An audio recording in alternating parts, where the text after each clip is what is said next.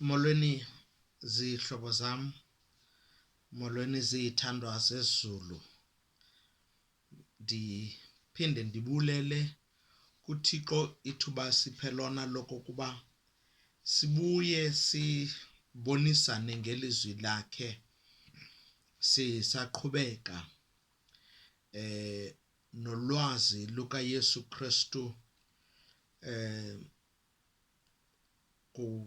kula vangeli kamvangeli uYohane.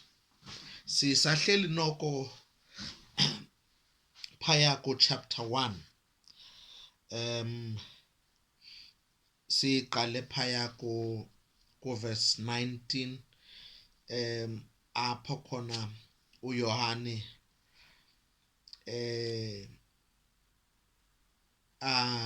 abonisa ubungqina bukaYohane umbhaptizi. Sizakhumbula ukuthi the last time besi mamele kuYohane kuye kwavela i-intention yakhe yokuba akazimiselanga ukuthetha about any other person. He is not just giving us a story of any other person, any other human being. His intention or ukuxoxa okanye ukwazisa ibandla the reason okanye the wisdom ubulumko bukaThixo. His intention ukuveza into ethi uYesu lo esithetha ngaye, he is the reason why everything else exists. Uthi uYesu lo ungulizwi eliphume emlonyeni kaThixo, but eliphume in a human form. Ilizwi likaThixo, yena ulizwi, became flesh. Uthe uYohane xa ethetha ngaye ulizwi, uthi ulizwi waba yinyama wahlala phakathi kwethu. In fact, other Bibles zesingesi zithi he pitched his tent among us. Ngiyacinga ukuthi uma sike saphinda salifumana ithuba ke sincokole ngoku ukuthi ulizwi athi pitch his tent phakathi kwethu. Si reflect kuThixo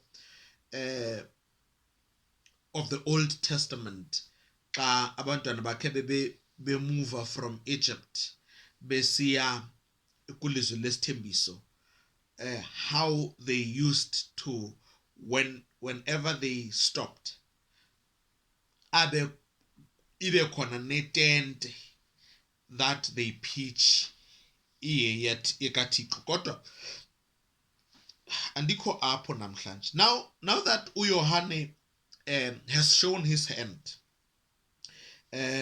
okanye uyivezile ingcinga yakhe,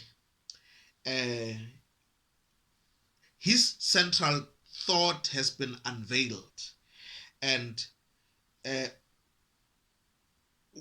ufuna ukuveza the living proof yobungqina buka Yesu. And akazuzihlupha ke uYohane ngokuphinda i-information esele ikhoyo, because ngeli xesha ebhala uYohane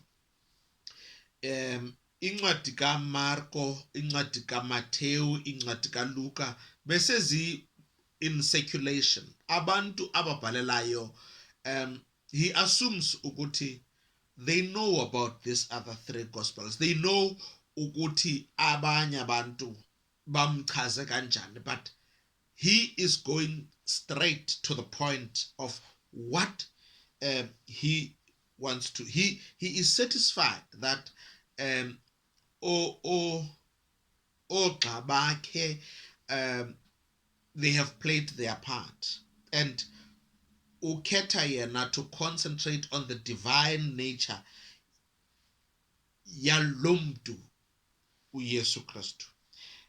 And just as in the nature avule ngayo igospel le yakhe, ivangeli le yakhe, uYohane uqala ubungqina bakhe in the same way that uMoses uqalise kuGenesis. So ingathi he has an intention yobana when you read John chapter 1 to chapter 2 verse 11, uzayifunda parallel ne Genesis chapter 1 verse 1 to chapter 2 verse 3. So endikutshoyo apha is that i-parallels zikaYohane noGenesis kwesi story sabo aziphelelanga uma esithi ekuqalekeni wayekhona ilizwi. Genesis chapter 1 verse 1 ithi ekuqalekeni uThixo wadala amazulu nehlabathi, and uJohn naye uqala elakhe bali ngokuthi ekuqalekeni ubekho ulizwi. No, in fact, that is not the end of the parallels. If you read John chapter 1 verse 1 to John chapter 2 verse 11, you see that uYohane meticulously puts up the first week ye public ministry ka Yesu in such a way that it resonates with the first week of creation. So much that you'd think that you are reading the creation story from Genesis 1 verse 1 to Genesis 2 verse 3. Usnika, if you like, blow by blow of the creation of the new order in a 7 days account, in the same manner that Moses ubesnike the creation of the first order. I want us ukuthi challenge lento that you take your time, read John chapter 1 from verse 1 uye uyophela ku chapter 2 verse 11 and see the 7 days zokuqala kukaYesu his ministry. He is not going to, uYohane is not going to tell us about ukuzalwa kukaYesu, ukubhaptizwa and so on. Uqala as ingathi in an opening of a curtain.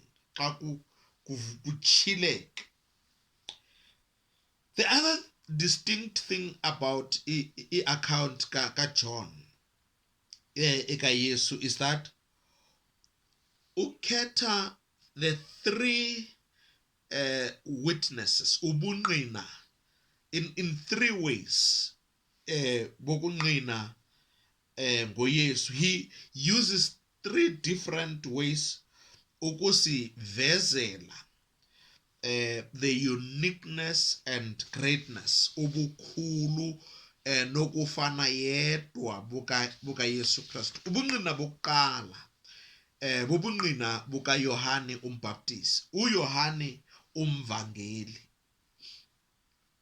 uqala ngobungqina obunikwa nguYohane umbhaptisi.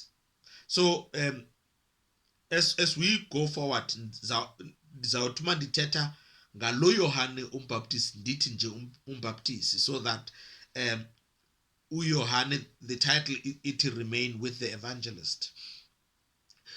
Ubungqina besibini uthatha ubungqina, the witness that is given by those who accepted Christ. Ubungqina babantu abamamkeleyo uYesu Kristu and who later became babangabafundi bakhe.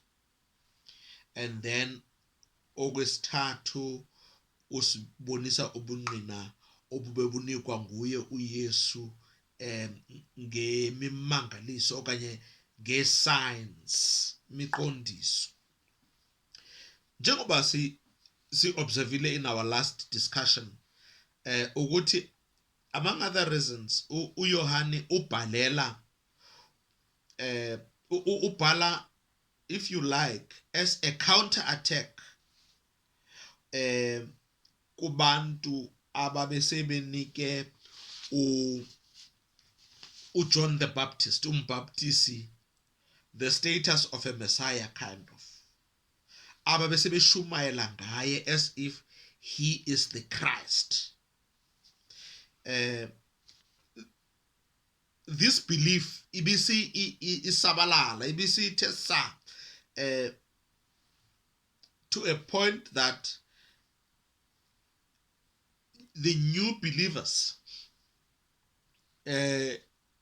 bebeza bekholelwa kumbaptiso kukaYohane. If you look at izenzo zabapostoli phaya ku chapter 19 verse 1 to 4, uPaulus ke ese-Efesu kuthiwa uke wafumana abathile kubo bakholwa ukukholwa oko, kodwa ukwenza kwabo kubonakalisa kuba ikhona mani into engathi ibushotarha, into engathi ayikho kulukholwa, because already it was established ukuthi abantu abamkela uKristu abakholwayo, these are the things you'd see of them. uPaulus ubona engathi kukhona something missing kubo. Ithi iBhayibhile wababuza wafumana abafundi abathile, wathi kubo umoya oyingcwele namamkelana nakholwayo nje. Bathi ke bona kuye asizanga sive nokuva ukuba kukho umoya oyingcwele. Uthi xa eyilandela esabela lento yabantu abakholwayo bengakhange beve nokuva ukuba kukho umoya oyingcwele. Uthi nanibhaptizelwe enini naphofu nina? Bathe ke bona elubhaptisweni lukaYohane. So it means kufike abanye abantu before uPaulos efika kubo bezoshumayela, and they did a great work. Abantu baguquka kodwa babaptizelwa elubhaptisini likaYohane. They don't know any further than that because bashunyayezwe ngabantu who are giving the title yobu Messiah kuYohane. So from the beginning umvangeli uthi oyena umuntu wokuqala ukukhanyela ubumesaya bukambaptisi nguye umbaptisi ngokwakhe. Uqala ngobungqina buka Yohane umbaptisi, and this happens in the context in which yena umbaptisi is put under cross questioning. I think mna ukuthi all great sermons in the Bible have always been as a defense, as a self-defense, as a defense of your faith. So it was not somebody who just goes out and say, let me tell you, here are the news.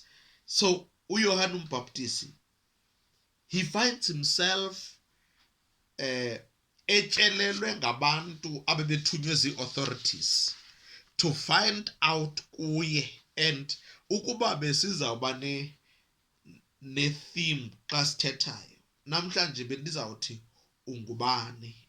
I don't know if you have ever had a situation apho ubona ukuba ihlabathi lokubuza ukuba ungubani wena. Mhlawumbe nisentlanganisweni yefamily kuthethwa into ezibalulekileyo, uthi ngexesha wena uthi uzawuphawula abe khona omnye athi ngaphambi kuba uthethe, xa ungubani.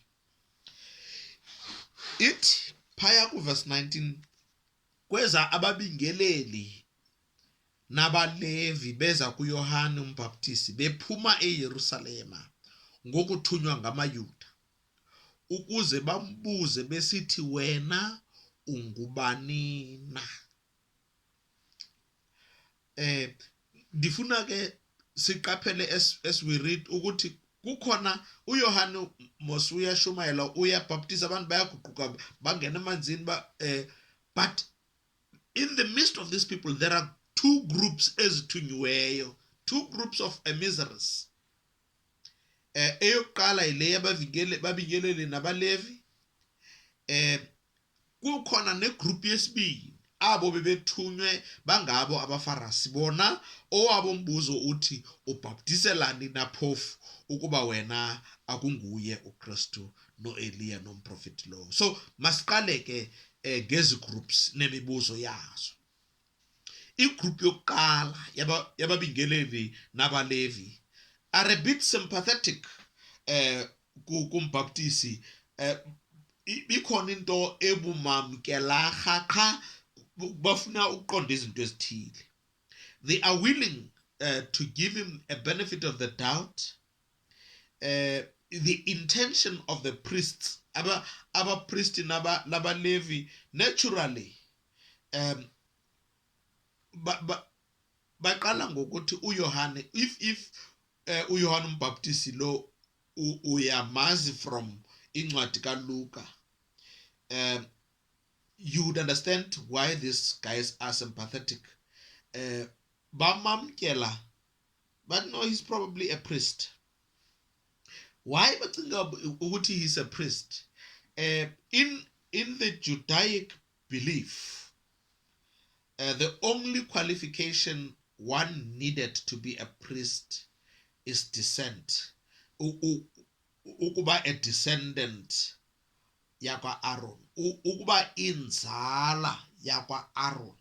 That was the only qualification you needed. So ukuba ube ngumpristi, you needed a correct bloodline. Akuna any other thing that was needed. If uyinzalwa yaka Aaron, if you could trace umnombo wakho back to Aaron, nothing could stop you from being a priest. On the other hand, if ubungazalwanga kula bloodline yakwa Aaron, nothing could help you, could make you a priest. So it didn't matter ukuthi wazintoni kangakanani, wahlangana phi noYesu and so on. No.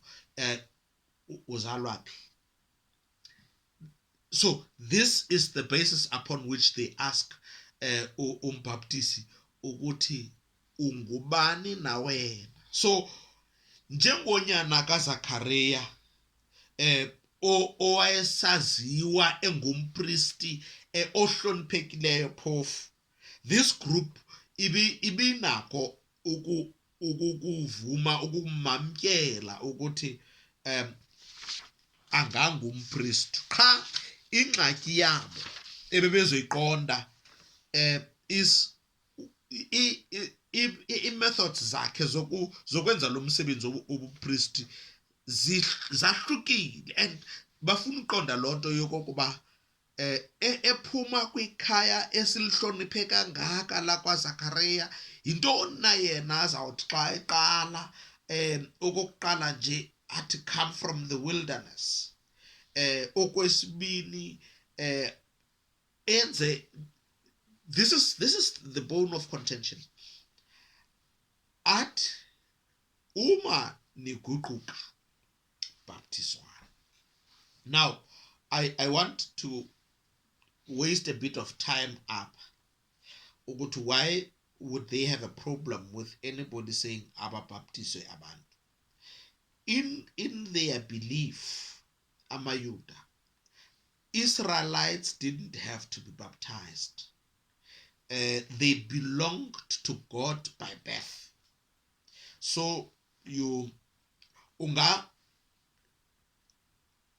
they can correct you if wrong uphumile emkholweni and uma ubuye uphakamisa izandla uthi ndicela uxolo but iza nesilwanyana sikucelele uxolo kuThixo siyoshweleza iza nesicama kushelo into enjalo, but you didn't need to be baptized. But umntu owelunye uhlanga othandayo izinto zikaThixo wamasirayeli efuna ukuguqukela kule nkolo yabo, that they baptized. Uma uphuma ungumEgipta umyiputa and mhlambe you are a slave kwelikhaya and ufuna ukuguqukela, you had to go through the procedure, ubhaptizwe, uhlanjwe ubuhlanga and usokwe. Now uYohane umbhaptizi uza ngetheology entsha yena uthi guqukani. Even amasirayeli abaguqukayo abafake eJordan yathi mababhaptizwe. So nanso lento abapristi bebezoyiqonda ukuthi hayi ingathi ithe kwahluka ke le. This, however, is the group that is armed with the questions. Ungathi ndiyababona sebevula bechila i-briefcase zabo bathi ungubani na wena? Who are you?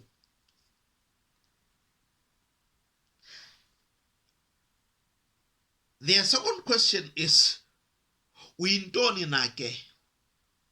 Who are you? I think the Israelites bagudu ngalo mbuzo ngoba uzakhumbula naphaya ku-Exodus uba uMoses was not even afraid to ask uThixo ungubani we? Ndizafika phaya ndisithi uThixo uthi mandisindi nikhulule kwathini bandibuze ungubani lo Thixo ndizathini. But ke le group yokuqala ungu-Eliya na. And then the last question nebanayo unguye umprofeti na. And I want us to tackle these questions. Why these questions? Wena ungubani na? And umvangeli urekorda umbhaptisi ephendula uthi wavuma akakhanyela esithi andinguye mna uKristu. Ithi umbuzo ungubani? Akatsho ukuthi ndinguYohane unyana kaZakariya, uqala apho na andinguye uKristu. And this is what John wants to bring. Ukuthi umbhaptisi wavuma akayikhanyela ngela xesha bembuza ungubani. Uyabona, orthodoxy has always been suspicious of anything unusual. And le methods azisebenzisayo phaya emfuleni eJordani zi-unusual. And I think that even the church today iphila inayo lento yokuqhela izinto size siphile nge-orthodoxy to a point that anything unusual we suspect. Siyaqhela even the order of service ukuthi ngeli xesha kufuneka kaloku kuze umthandazo wokuvula, kulandele umthandazo wokuvuma izono, kulandele intercessory prayers, kulandele isiyakudumisa njalo nje. If somebody along the way angaphazamisa olu hlelo esiliqhelileyo mhlawumbe nje as a gift of the Holy Spirit and start prophesying, the first thing we do is suspect. inoba ingumrhabelo inoba so this is why abantu bebezobuza ukuthi well initially we would have accepted you ukuthi ungunyana kaZakaria, but we are worried ungubani. So John Baptist did not conform to the normal idea of a priest that they have, and therefore uma enjalo, there is a possibility that he harbors ideas uzibona engumesiya, and this is where then they sent out people ukuthi hayi hambani niyombuza ingathi kathi sihleli apha yena phaya uzenza umesiya. And he says to them, look, I know my place, mna andiye ndinguye umesiya, but if you must know ukhona umesiya apha phakathi kwenu. So both the emissaries abathunywa as commissioners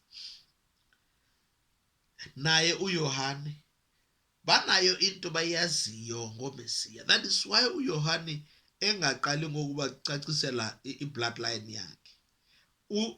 He understands ukuba ifear yabo iyintoni kanye, and he addresses that. They understand ukuthi Israel has been waiting for ukuza komsindisi, ukuza komesiya. You see, abantu bazayiqonda into yokubana any captive awaits for its deliverer. Anybody obotshelelwe, anybody ocindezelweyo uhlale ehlele ethembeni lokuba xa ethe wasikhumbula uThixo uzasithumela umthetheleli. Uba besicula sisecaweni ngesitsho sisithi amazulu ayosithumela umthetheleli. AmaSirayeli ke, for centuries before this event, they were waiting for the Messiah. And AmaYuda, unfortunately, to this day, basalinde ukuza kweMesiya. But the challenge bebenayo, noxa belinde uMesiya ngolo hlobo, bebengena a common idea yeMesiya. So umuntu belinde uMesiya enakho ukuthi inoba uMesiya ngumntu otheni, ngumntu onjani. Bakhona abantu ababelindele uMesiya njengomntu ozawuza elethe uxolo kwihlabathi lonke, peace over all the earth. Bekhona nabanye abalindele uMesiya kodwa owabo uMesiya enqondweni is the one ozawuba a national hero, ozawuthi akhokhele amabutho akwaJuda and conquer the whole world. Bekhona nabanye abalindele ukuthi uMesiya kuzawuza a supernatural figure esuka straight emazulwini azothi qhatha apha phakathi kwabo and bring ubukumkani bamazulu. Others still bona bebene expectation yokuthi uzaba khona uMesiya, but that must be a prince, inkosana ezalwa in a bloodline kaDavid. So before le discussion yaseJordan bese kuke kwakhona the false messiahs ezimbalwa ezifikileyo nemazifika abantu bazilandele, causing rebellions and disappoint people at the end. So abapriest, they want to make sure ukuthi uYohane is not one of those people abazozenza uMesiya apha balandelwe ngabantu. Nizayikhumbula phaya kuZenzo chapter 5, I think, uGamaliel ebakhumbuza ukuthi bakhona oTheodas balandelwa ngabantu, but ke because bizinto zabo they ended up nowhere. So they wanted to check that. It was during that excited age that Johann Baptist came, and of course the authorities wanted to know who is it that he claims to be. Umvangeli uthi xa ebalisa uthi uYohane angqine ngaye adanduluke esithi ubenguye lo bendithetha yena, ndisithi lo uzayo emva kwam usuke waba phambi kwam ngokuba wayetanci kum. Xa ebuzwa besithi wena ungubani, lithi ilizwi wavuma, yena akakhanyela, wavuma esithi andinguye mna uKristu. It is as if uYohane is saying, I am not the Messiah, but he is.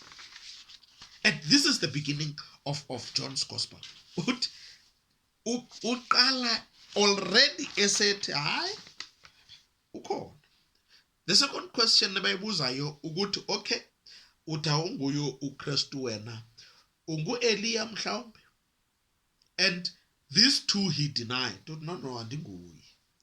But uba uyifunda bose kwafunda the synoptic, the other three gospels, uYesu Kristu ngokwakhe phaa kweza gospels uthi uYohane yanguye uEliya. But andikho apho namhlanje because dilapha ekutheni naleyo akayivuma ititle. Now bebene a belief amayuda yokuthi ngaphambi kokuba kuze uMesiya uEliya, niza khumbula ibali likaEliya okokuba ngumprofeti ongakhange waba uyabhubha, ngulo owayethathwe waswa emazulwini ngenqwelo yamahashi yomlilo, I think something like that. Uzawubuya lo mprofeti azo-announcer ukuza kukaMesiya. If you are not a Messiah, are you not claiming to be the one oza ku-announcer ukuza kukaMesiya na? Uprepare the world. This belief ababenayo isuka phaya kumprofeti uMalaki apho athe khona uThixo kubantu bakhe ngomlomo ngelizwi likaMalaki, yabonani kuchapter 4 verse 5, yabonani ndiya kuthuma kuni uEliya umprofeti ingekafiki imini yenkulu eyoyikekayo ekaYehova, wobuyisela inhliziyo zoyise kubantwana neenhliziyo zabantwana koyise, hleze ndize ndilichithe ilizwe ngokuliphanzisa. So umprofeti uMalaki ubebalungisile abantu kwakudala. The nation had been prepared ukuthi the day of the Lord will be preceded by the coming of Elijah. The Lord's visitation will not come engakafiki uElisha. So abantu banayo lento. Dithanda umprofeti xa esithi uElisha ekulungiseni. You see, they would understand it ababantu leyo prophecy because baphile, it's a concept ye Roman Empire, and ngexesha le Roman Empire indlela nje bezingalunganga. But whenever a great politician, ukumkani or ubani unamandla ebesiza ukuzobona abantu baloo lali, kuzawuba khona umuntu ozawuthi izawufika inkosi ngomhla othile makulungiswe indlela. These days siqhelile nalapha kweli lethu lizwe xa kuzawuba khona i-election uzawubona kulungiswa indlela kulungiswa nokuhlala abahlwempukileyo baze bangabonakali. And so this is the concept ebebenayo yoba uElijah uzawufika, umprofeti Elijah uzawufika kuqala azothi hlengahlengisani kaloku ukumkani uyeza, mvulele namasango angene ukumkani. Uthi umprofeti, he will come and settle all disputes. Uzawuthi abuyisele inhliziyo zoyise kubantwana neenhliziyo zabantwana koyise. Yabona, ukuze sibe nelizwe elibuyele kuThixo kufuneka inhliziyo zoyise zibuyele ebantwaneni babo. Kufuneka sithi restore the family. Asizukuba nesizwe esiphila kamnandi without a healthy family. Uthi umprofeti xa ebathembisa, before kusiza uMesiya kuzawuza umprofeti oza kumake sure ukuthi inhliziyo zoyise zibuyele kubantwana neenhliziyo zabantwana zibe kuyise. The family order would be restored. And ukuze si restore the family, we have to restore the proper authority that is in the family. We are called as abantu abakholwayo to restore the proper relationship between fathers and their children. Otata mababe ngotata. See, if ilizwi lenkonzo liyavakala ebantwini, we would create fathers who are not an embarrassment to their position as fathers. Abantwana abazukoyika ukumolatha xa ehamba nabanye ukuthi ngotatam lo phakathi kwabo.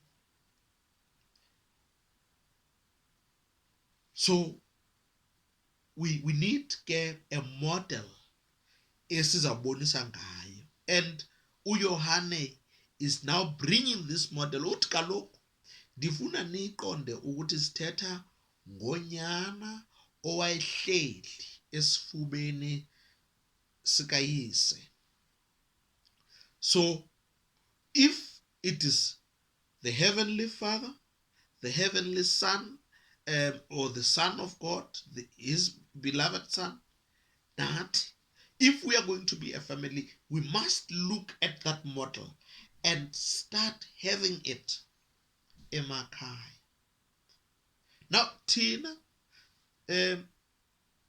our family lives are forever complicated because we have given up the proper structure se-family. Abanye babizwa ngamadoda kungekho into enqinayo ukuba bangotata. We have created single parents families. We have created child-headed families. We have become a nation of absent fathers. Absent sele khona. And we have fathers and children relationship that is so complicated that utata akaziboni noxa eselala nentombi eyakhe, his own child, akayisayiboni okokuba kukhona into engathi a miss up. So they asked, ungu Elia na?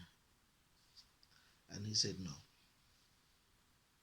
Then they asked, unguye na umprofeti?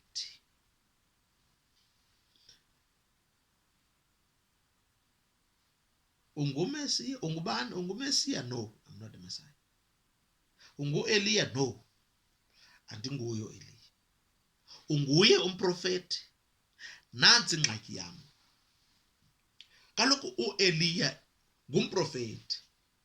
If somebody has already said andingu Elia, kufuneka si assume ukuthi hayi ke akazukuba ngumprofeti. Kutheni aba bantu badlula to a point of distinguishing between Elijah and the prophet? Their understanding yes scriptures ngaba bantu basuka kwi-priestly council, zii-members ze-session zithunywe zii-commissioners ezi.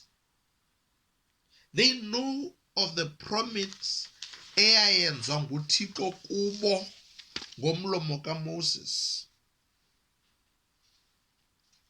ethi ndizamvusa phaya kuDeuteronomy umprofeti phakathi kwenu onjengani. And they wanted to know, okay, then there should be another prophet, a very important prophecy. Deuteronomy chapter 18 verse 15 to 18, when Moses was talking to Israel, sebezongena eKhanani, uThixo ngokwakhe will raise up for you a prophet ofana nani from among your fellow Israelites,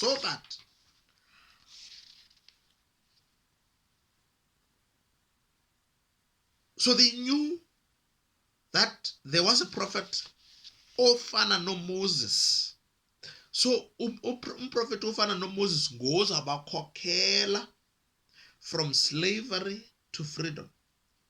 But bebengekho sure ukuthi Messiah and the prophet, and the prophet like Moses are one.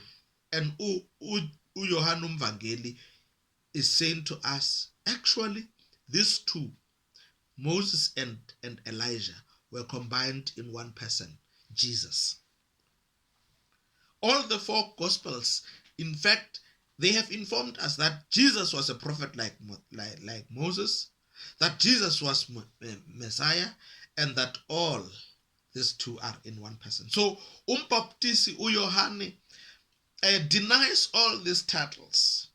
It was an important for John's narrative ukuthi aqale apho ukuthi sebezikhankanye zonke wazikhanyela ke umbaptisi yena bathi xa engabakholisi ngokungazivumi bathi jonga sine-responsibility yokuxela phaya sibuya khona sinike inxelo yokuba sikufumene uthini, and you are refusing, you are denying all this. So what should we say about you? And I mean, if you are not the Christ, if you are not Elijah, if you are not the prophet, then the second group comes and says, if you are not all these three, why do you baptize? Bese ngichazile mosoba umbaptizo babe understand njani. Why ke ubaptiza? Uthi ke xa ebaphendula, hayi mna ndibaptiza nje ngamanzi. Ukhona uzayo. In fact, apha phakathi kwenu, there is somebody standing there. And I did not know him in the past. And mhlambe as in the next talk esawuphinde